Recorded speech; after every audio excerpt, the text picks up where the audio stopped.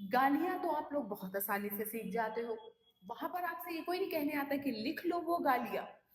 आपने सुनी, आपने कॉपी पेस्ट कर दी। What is the art of learning and why it is important to learn.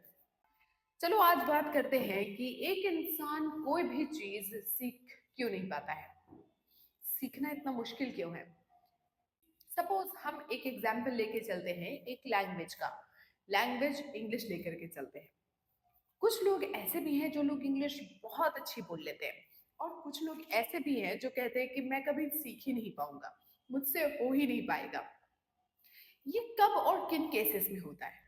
गालियां तो आप लोग बहुत आसानी से सीख जाते हो। वहां पर आपसे ये कोई नहीं कहने आता कि लिख लो वो गालियां। आपने सुनी, आपने कॉपी पेस्ट कर दी। वहां पर आपको सीखने की कला, सीखने की जरूरत नहीं पड़ी।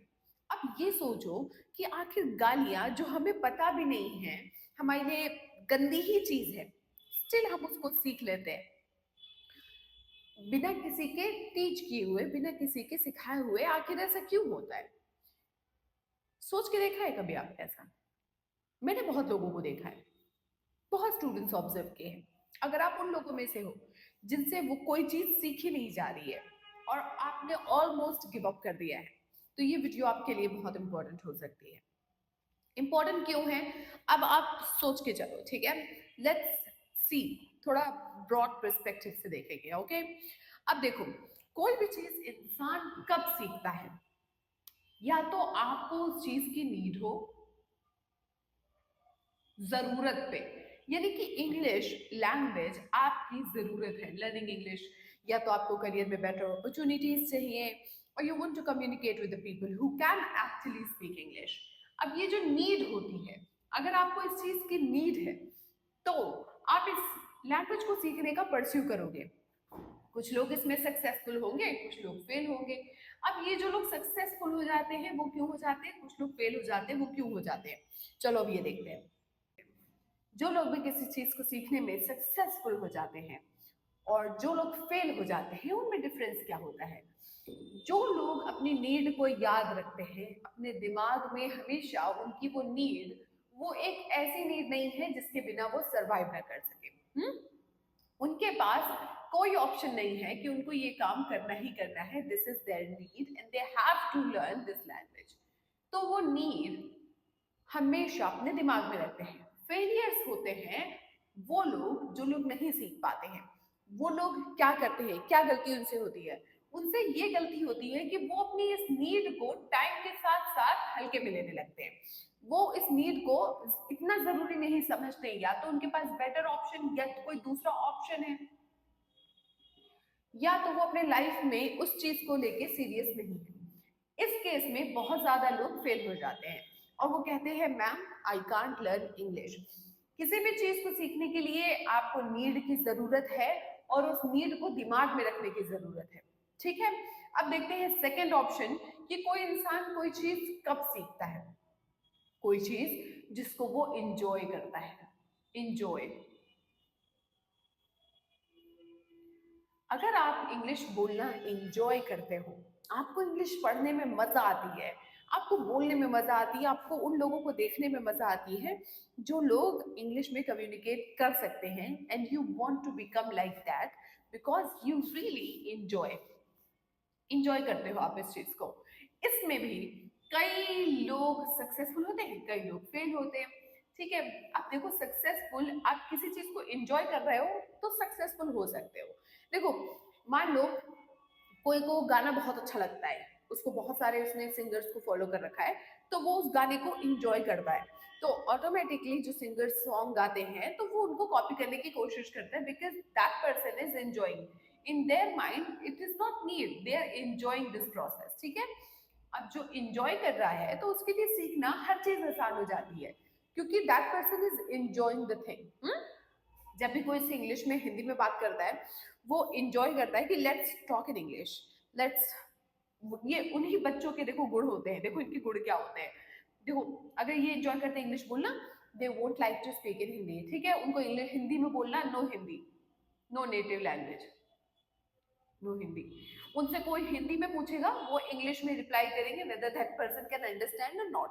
तो ये होता है एंजॉयमेंट का प्रोसेस। अब इसमें एंजॉय करने के बाद कोई फेल कैसे हो सकता है? एंजॉय करने के बाद कोई फेल तब हो सकता है जब वो अपने आप को जज करता रहे। अब देखो, जज जब कोई इंसान खुद को करता है तो वो उस चीज को एंजॉय नहीं करता है, क्योंकि वो अपने ही आप को किसी पैरामीटर पे जज करता रहता है। I am speaking bad, I am making mistake, I am not using good vocabulary.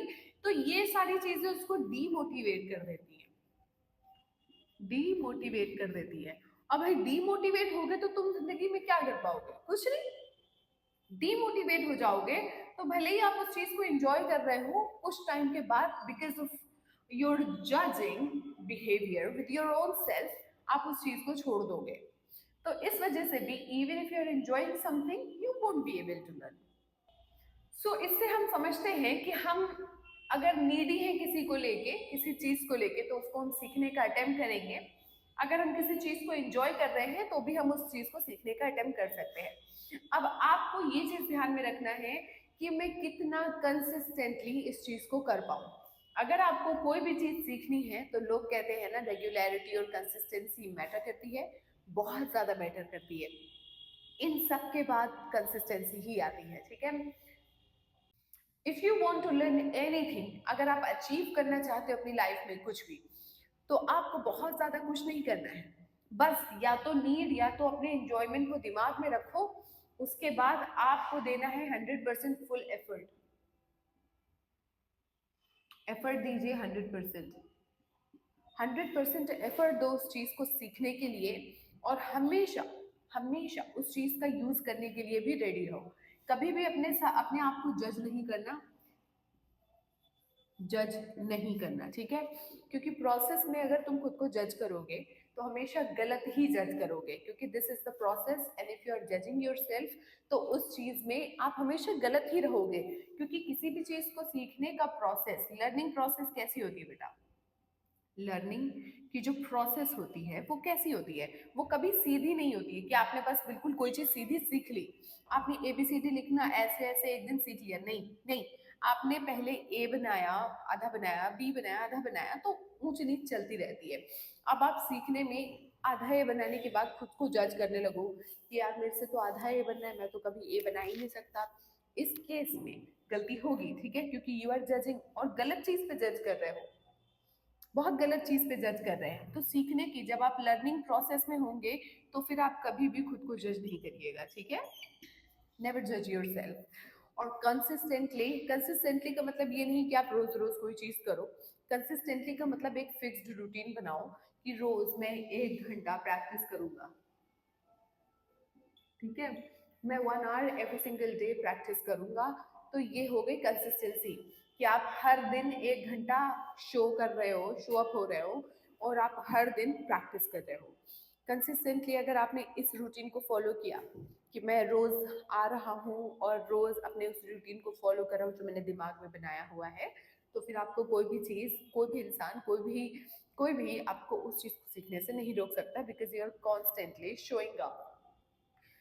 यहाँ पर तुम्हारा आना ही तुम्हारा फ्यूचर तय करेगा। फ्यूचर, अगर आप कंसिस्टेंटली कोई चीज काम करने के लिए रोज रोज एफर्ट करोगे, it will decide your future. और सच में आपका जो फ्यूचर होगा वो वही होगा जो आपने सोचा होगा, और उससे लाख गुना बेहतर होगा, ठीक है। तो आज के लिए बस इतना ही रखते हैं। ये वीडियो मैंने डेडिकेट ही उनके लिए करी है जिन्हें सीखने में बहुत मुश्किल होती है, कोई भी चीज़ बहुत जल्दी डिमोटिवेट हो जाते हैं। अगर इस वीडियो से आपको कुछ भी सीखने मिला हो तो आप इस चैनल को लाइक शेयर सब्सक्राइब कर सकते हो। Thank you so much for watching. I see you in my next video. Bye bye.